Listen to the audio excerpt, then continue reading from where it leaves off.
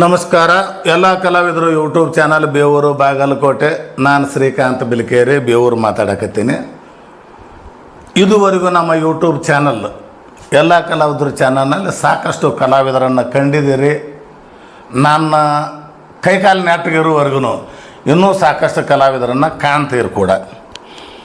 ಇವತ್ತು ನಾವು ಬಂದಿರತಕ್ಕಂಥದ್ದು ವಿಜಯಾನಂದ ಮಾನವಿ ಕರಡಿಗುಡ್ಡ ಅವರ ಸಂದರ್ಶನ. ಬಹುಶಃ ಈ ರೀತಿಯಲ್ಲಿ ನೋಡಿದ್ರೆ ಗೊತ್ತಾಗಲಿಕ್ಕಿಲ್ಲ ನಿಮಗೆ. ವಿಜಯಾನಂದ ಕರಡಿಗುಡ್ಡ ಅಂದ್ರೆ ಗೊತ್ತಾಗಲಿಕ್ಕಿಲ್ಲ. ಕಲ್ಯಾಣಿ ಅಂದ್ರೆ ಬಹಳ ಮಂದಿಗೆ ಗೊತ್ತಾಗುತ್ತೆ, ಹೌದಲ್ಲ? ಕಲ್ಯಾಣಿ ಅಂತ ಅನ್ನೋದಾಗಲಿ, ಆಮೇಲೆ ಯಾರೇ ಆದರೂ ಇಂಚರವೇ ಹಾಡು ಕೇಳಿದಾರ ಅಂದ್ರೆ ತಕ್ಷಣ ನಿಮ್ಮನ್ನು ಗುರುತಿಸ್ತಾರೆ, ಹೌದಲ್ಲ? ಇಲ್ಲಿ ಅದೊಂದು ಏನೋ ಗೊತ್ತಿಲ್ಲ. ನಮ್ಮ ಅದರಲ್ಲೂ ಉತ್ತರ ಕರ್ನಾಟಕ, ನಮ್ಮ ಬಾಗಲಕೋಟೆ, ಬಿಜಾಪುರ, ಗದಗ ಹಾಗೂ ಧಾರವಾಡ, ಈ 4 ಜಿಲ್ಲೆಗಳಲ್ಲಿ ಈ ಕಲ್ಯಾಣಿ ಅಂತಕ್ಕಂಥ ಪಾತ್ರ ಸಾಕಷ್ಟು ಮನೆ ಮಾತಾಗಿದೆ. ಎಲ್ಲರೂ ಕಲ್ಯಾಣಿ ಅಂತಕ್ಕಂಥ ದೃಷ್ಟಿನಲ್ಲೇ ಗುರುತಿಸ್ತಾರೆ. ಕಲ್ಯಾಣಿ ಅನ್ನುವಂಥ ಪಾತ್ರ ಇವತ್ತಿಗೂ ಕೂಡ ಬಹಳ ಕಡೆ ನಿಮಗೆ ವಿಜಯಾನಂದ ಅಂದ್ರೆ ಗೊತ್ತಾಗಲ್ಲ, ಕಲ್ಯಾಣಿ ಅಂದ್ರೆ ಗೊತ್ತಾಗತ್ತೆ. ಏನು ಕಾರಣ ಅಂತೀರಿ ಅದಕ್ಕೆ? ಅದು ನನಗೆ ನನ್ನ ಜೀವನದಲ್ಲಿ ದೊಡ್ಡ ಅಪರೂಪವಾದ ಪಾತ್ರ. ಅದು ನನಗೆ ಬಾಗಲಕೋಟೆ, ಬಿಜಾಪುರ, ಹುಬ್ಬಳ್ಳಿ, ಹಾವೇರಿ, ಗದಗ ಎಲ್ಲ ಕಡೆಯಿಂದಲೂ ನನಗೆ ಕಲ್ಯಾಣಿ ಪಾತ್ರ ಎಂಥ ಹೆಸರು ತಂದು ಕೊಟ್ಟಿತ್ತಂದರೆ, ಎಲ್ಲಿ ಆ ಕಾಲದಲ್ಲಿ ಅಂದರೆ 90ರಿಂದ ಹಿಡಿದು 2000ವರೆಗೂ ಆ ಪಾತ್ರದಲ್ಲಿ ನಾನು ಮಾಡ್ತಿದ್ರೆ ಪ್ರತಿಯೊಂದು ಬಸ್ಸಿನ ಮೇಲೂ ಕಲ್ಯಾಣಿ ಅಂತ ಬರೀತಿದ್ರು. ಪ್ರತಿಯೊಂದು ಸ್ಕೂಲ್ಗಳು ಬೋರ್ಡ್ ಮೇಲೆ ಕಲ್ಯಾಣಿ ಅಂತ ಬರೀತಿದ್ರು. ಪ್ರತಿಯೊಂದು ಓಣಿಯಲ್ಲಿ ಕಲ್ಯಾಣಿ ಪಾತ್ರ ಬಗ್ಗೆನೇ ಮಾತಾಡ್ತಿದ್ರು. ಆಮೇಲೆ ನಾನು ಕಂಡಂಗನೆ ಒಂದಿಬ್ರು ಬೈಕಿನ ಮೇಲೆ ಬರೆಸ್ಕೊಟ್ಟಿದ್ರು. ನಿಜ ಬರೆಸ್ಕೊಂಡಿದ್ರು. ಆ ಒಂದು ಇಬ್ರು ಕಲ್ಲಿನ ಬೈಕಿನ ಮೇಲೆ ಕಲ್ಯಾಣಿ ಅಂತ ಬರೆಸ್ಕೊಂಡಿದ್ರು. ಆಮೇಲೆ ರಾಂಪುರ್ನ ಹುಡುಗರು ಅವರು. ಇನ್ನೊಂದು ವಿಷಯ, ಇಳಕಲ್ಲಲ್ಲಿ 150 ಪ್ರಯೋಗ ನಾಟಕ ನಡೆದಾಗ ನಾನು ಒಂದು ಲಾಡ್ಜಿನಲ್ಲಿ ರೂಮ್ ಮಾಡ್ಕೊಂಡಿದ್ದೆ. ಆ ಲಾಡ್ಜಿಗೆ ಇನ್ನ ಇದುವರೆಗಾದ್ರೂ 35 ವರ್ಷ ಆದ್ರೂ ಕಲ್ಯಾಣಿ ರೂಮ್ ಅಂತ ಕರೀತಾರೆ ಮಾಲಕರು. ರೂಮ್ ಬಾಯಿಸಿ ಹೇಳ್ಬೇಕಾದ್ರೆ ಹೋಗಿ ಕಲ್ಯಾಣಿ ರೂಮ್ ಸ್ವಚ್ಛ ಮಾಡ್ಕೊಂಬರ್ರಿ ಅಂತಾರಂತೆ. ಆ ಕಲ್ಯಾಣಿ ರೂಮ್ ಅಂದ್ರೆ ಏನಂತ ಮಾಲಕರಿಗೂ ಗೊತ್ತು. ಆ ಕಲ್ಯಾಣಿ ಪಾತ್ರ ಇಡೀ ಇಳಕಲ್ಲು ನಗರದಲ್ಲಿ ಅಂತಿಂತ ವೈಭವ ನಾನು ಕಂಡಿರಲಿಲ್ಲ.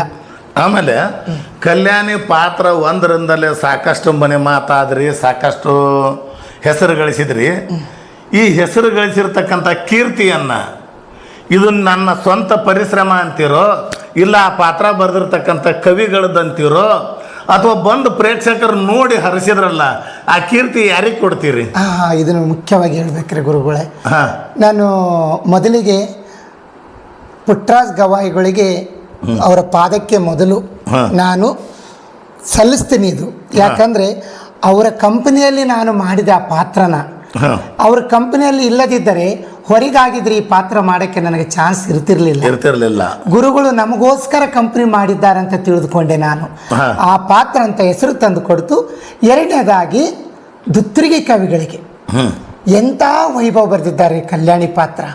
ಅಬಾಬಾಬಾಬಾಬಾಬಾ, ನಾನು ಮಾಡಿದ ಆ ಪಾತ್ರ ಜೀವನದಲ್ಲಿ ಮುಂದೆ ಮಾಡೋಕೆ ಆಗೋದಿಲ್ಲ, ಆಗೋದಿಲ್ಲ, ಮುಗಿತು. ಆಮೇಲೆ ಈ ಕಲ್ಯಾಣಿ ಪಾತ್ರ ಇತ್ತು, ನೀವು ಬಂದ್ರಿ ಆಮೇಲೆ. ಹೌದೌದು, ಕಲ್ಯಾಣಿ ಪಾತ್ರ ಮೊದಲು. ಹೌದೌದು, ಮದುಮಗಳು ನಾಟಕ ಮೊದಲು. ಹೌದು, ನಂತರ ಬಂದವ್ರು ನೀವು. ನಾವು ನಿಮಗಿಂತ ಮುಂಚೆ ಆ ಕಲ್ಯಾಣಿ ಪಾತ್ರ ಮಾಡಿ ದೊಡ್ಡ ಮಟ್ಟದ ಹೆಸರು ಮಾಡಿರ್ತಕ್ಕಂಥ ಕಲಾವಿದರು ಯಾರಿದ್ರು ನಿಮಗೆ? ಪಂಡಿತ್ ಪುಟ್ಟರಾಜ್ ಗವಾಯಿಗಳ ಕಂಪನಿನಲ್ಲಿ ಇದ್ರಿ. ನಾ ಬಂದಾಗ ಕೊಪ್ಪಳ ಮುರಳಿ ಅವರು ಮಾಡ್ತಿದ್ರು. ಚೆನ್ನಾಗಿ ಮಾಡ್ತಿದ್ರು. ಬಟ್ ಅದೇನು ಗೊತ್ತಿಲ್ಲ, ಈ ಪಾತ್ರ ನಾ ಮಾಡಿಂದ ಪ್ರತಿಯೊಂದೂರಿಗೆ 100 ಪ್ರಯೋಗ, 150 ಪ್ರಯೋಗ, ಒಂದೊಂದು ಊರಿನಲ್ಲಿ 200 ಪ್ರಯೋಗನೂ ಹೋಯ್ತ್ರಿ. ಹೌದಲ್ಲ? ಹೌದೌದು. ಆಮೇಲೆ ಕೊಪ್ಪಳ ಮುರಳಿ ಅವರು ಮಾಡಿರ್ತಕ್ಕಂಥ ಪಾತ್ರ ನೋಡಿ ನೀವು ಮಾಡಿದ್ರು, ಇಲ್ಲ ಪುಸ್ತಕದಲ್ಲಿ ಇರ್ತಕ್ಕಂಥದ್ದನ್ನು ಏನಾದ್ರು ಅಭ್ಯಾಸ ಮಾಡಿ ಕಲಿತರು? ಕೊಪ್ಪಳ ಮುರಳಿ ಅವ್ರದ್ದು ಏನಾದ್ರು ಕಾಪಿ ಮಾಡ್ಕೊಂಡ್ರ ನೀವು ಅದರಲ್ಲಿ? ಇಲ್ಲ ರೀ. ಕೊಪ್ಪಳಿ ಮುರುಳವರು ದೊಡ್ಡ ಕಲಾವಿದರೆ, ಅವ್ರು ನಿಜವಾಗ್ಲೂ ದೊಡ್ಡ ಕಲಾವಿದರು ಒಪ್ಕೊಂತೀನಿ. ಬಟ್ ಅವ್ರ ಪಾತ್ರನೇ ಬೇರೆ, ನನ್ನ ಪಾತ್ರನೇ ಬೇರೆ. ನಾನು ನನ್ನದಾದ ರೀತಿಯಲ್ಲಿ ಕಲ್ಯಾಣಿ ಪಾತ್ರ ಮಾಡಿಕೊಂಡೆ. ಅಂದ್ರ ಆ ಒಂದು ಸಂದರ್ಭದಲ್ಲಿ ನಿಮ್ಗೆ ಯೌವನ ಇತ್ತು?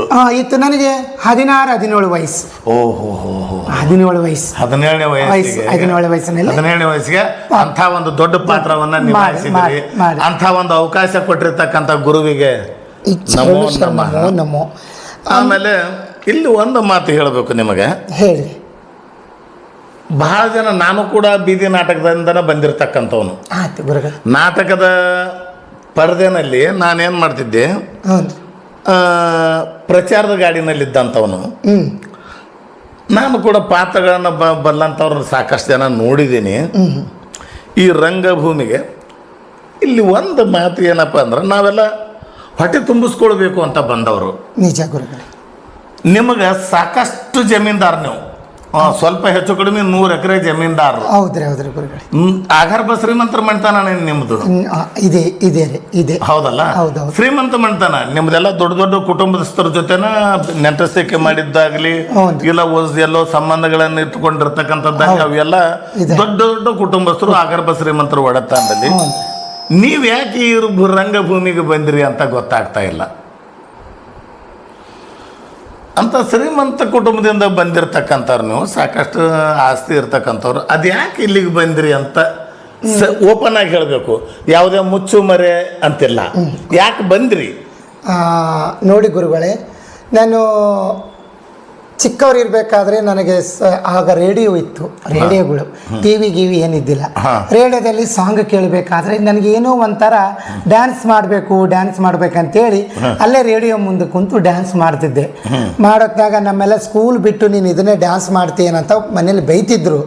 ನಮ್ಮೂರಲ್ಲಿ ಒಂದು ಹಳ್ಳಿಯಲ್ಲಿ ನಾಟಕ ಆಡುತ್ತಂತ ಪ್ರಾಕ್ಟೀಸ್ ಮಾಡ್ತಿದ್ರು. ಪ್ರಾಕ್ಟೀಸ್ ಮಾಡಬೇಕಾದ್ರೆ ಈರಣ್ಣ ರಾಜೋಳ್ಳಿ ಅಂತೇಳಿ ನಮ್ಮ ಸಂಬಂಧಿಕರವರು, ಅವರು ಡೈಲಾಗ್ ಮಾಡ್ತೋತ್ನಾಗ ನನ್ನ ಕರೆದ್ರು. ಬಾ ಡ್ಯಾನ್ಸ್ ಮಾಡ್ತೀನಿ ನೋಡು, ಪೆಟ್ಟಿಗೆ ಮುಂದೆ ಡ್ಯಾನ್ಸ್ ಮಾಡ ಅಂತ ಕರೆದ್ರು. ಬೇಡಪ್ಪ ಅಣ್ಣ, ನನಗೆ ಬರೋದಿಲ್ಲ ಅಂತಂದೆ, ನಾಚ್ಕೊಂಡೆ. ಇಲ್ಲ ಬಾ ಅಂತೇಳಿ ಅವಾಗ ನಾಗಭೂಷಣ ಸ್ವಾಮಿಗಳು ಅಂತ ದೊಡ್ಡ ಗುರುಗಳವರು, ಹಾರ್ಮೋನಿಯಂ ಮಾಸ್ತರು. ಮಾಡ್ರಿ ಅಂತೇಳಿ ಅವರು ಹಾರ್ಮೋನಿಯಂ ಬಾರಿಸ್ತಿದ್ರು. ಅಲ್ಲಿ ಒಂದು ಸಾಂಗ್ ಟೇಪ್ನಲ್ಲಿ ಹಾಕಿ ನನಗೆ ಸಾಂಗ್ ಮಾಡಿಸಿದ್ರು ಅವರು. ಅಲ್ಲಿ ಡ್ಯಾನ್ಸ್ ಮಾಡಿದೆ ನಾನು, ನಿನ್ನೆಗಿಂತ ಇಂದು ಚೆನ್ನ. ಈ ಹಾಡು ಅವತ್ತು ಪ್ರಾಕ್ಟೀಸ್ ಆಗಿ ಒಂದು 8 ದಿನಕ್ಕೆ ನಾಟಕ ಸ್ಟೇಜಿನ ಮೇಲೆ ನನ್ನ ಮಾಡಿಸಿದ್ರು ಗುರುಗಳೇ. ಎಂಥ ಡ್ಯಾನ್ಸ್ ಆಯ್ತು ಅಂತಂದರೆ, ಅದು ನನ್ನ ಜೀವನ ಇಲ್ಲಿವರೆಗೂ ಬರಬೇಕು ರಂಗಭೂಮಿಯಲ್ಲಿ ಅನ್ನೋಕ್ಕೆ ಕಾರಣ ನಿನ್ನೆಗಿಂತ ಇಂದು ಚೆನ್ನ. ಸಿನಿಮಾ ಅಪೂರ್ವ ಸಂಗಮ, ರಾಜಕುಮಾರ್ ಅವರ ಚಿತ್ರ ಅದು. ಆಮೇಲೆ ಕೆಲವೊಂದು ಊರವ್ರ ಪಕ್ಕದಲ್ಲಿ ಹಳ್ಳಿಯಲ್ಲಿ ನಮ್ಮೂರಿಗೆ ಬಾ ನಿಮ್ಮೂರಿಗೆ ಬಾ ಅಂತ ಎಲ್ಲರೂ ಕರೆಯಕ್ಕೆ ಬಂದರು. ನಮ್ಮ ಮನೇಲಿ ಒಪ್ಕೊಳ್ಳಿಲ್ಲ. ನಮ್ಮ ಮನೇಲಿ ನಮ್ಮ ತಂದೆಯವರು ಬೈಯೋದು ಬಡಿಯೋದು, ನಮ್ಮ ತಾಯಿಯವರು ಬಡಿದ್ರು, ನಮ್ಮ ಅಣ್ಣ ತಮ್ಮರು ಬಡಿದ್ರು.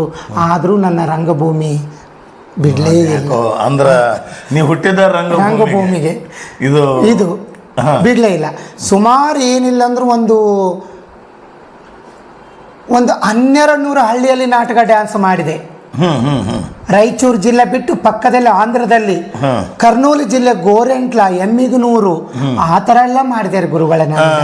ಏನು ಪೇಮೆಂಟ್ ಕೊಡ್ತಿದ್ರು ಅವಾಗ? 150 ರೂಪಾಯಿ. 150 ರೂಪಾಯಿ ಅದರಲ್ಲೇ ಬಸ್ ಚಾರ್ಜು 150 ರೂಪಾಯಿ ಪಾತ್ರ ಡ್ಯಾನ್ಸ್. ಅಲ್ಲಿಂದ ತಂದಿರ್ತಕ್ಕಂಥ ಹಣ ತಗೊಂಡು ಬಂದಾಗ ನಿಮ್ಮ ಮನೇಲಿ ತಗೋತಿದ್ರ? ಇಲ್ಲ ರೀ, ತಂದು ಬಚ್ಚಿಟ್ಕೊಂತಿದ್ದೆ. ನಾನೇನನ್ನು ಒಂದು ಡ್ರೆಸ್ ತಗೋಬೇಕು, ನಾನೇನನ್ನು ಇದಕ್ಕೆ ರಂಗಭೂಮಿಗೆ ಬೇಕಾದಂಥ ವಸ್ತು ತಗೋಬೇಕಂತ ಅದು ನನ್ನ ಹತ್ರ ಇಟ್ಕೊಂತಿದ್ದೆ. ಅದು ಒಂದು ಸಾರಿ ನನಗೆ ಗೋನ್ವಾರ ಮಾಂತಯ್ಯ ಸ್ವಾಮಿಗಳಂತ ಒಬ್ರು ಗುರುಗಳು ಸಿಕ್ಕರ್ರಿ. ಅವರು ದೊಡ್ಡ ಹಾರ್ಮೋನಿಯಂ ಪೆಟ್ಟಿಗೆ, ನಮ್ಮ ರಾಯಚೂರು ಭಾಗಕ್ಕೆ ದೊಡ್ಡ ಹೆಸರಾದವರು. ರಕ್ತರಾತ್ರಿ ಅಂತ ನಾಟಕದಲ್ಲಿ ಸುಭದ್ರಮ್ಮರ ಜೊತೆಗೆ ಸರಿಸಮಾನ ಇದ್ದವರು. ಆ ಗುರುಗಳು ನನಗೆ ಪರಿಚಯ ಆದರು. ಅವರು ಪ್ರತಿಯೊಂದು ನಾಟಕಕ್ಕೆ ನನ್ನ ಕರೆಸಿ ಡ್ಯಾನ್ಸ್ ಮಾಡಿಸ್ತಿದ್ರು.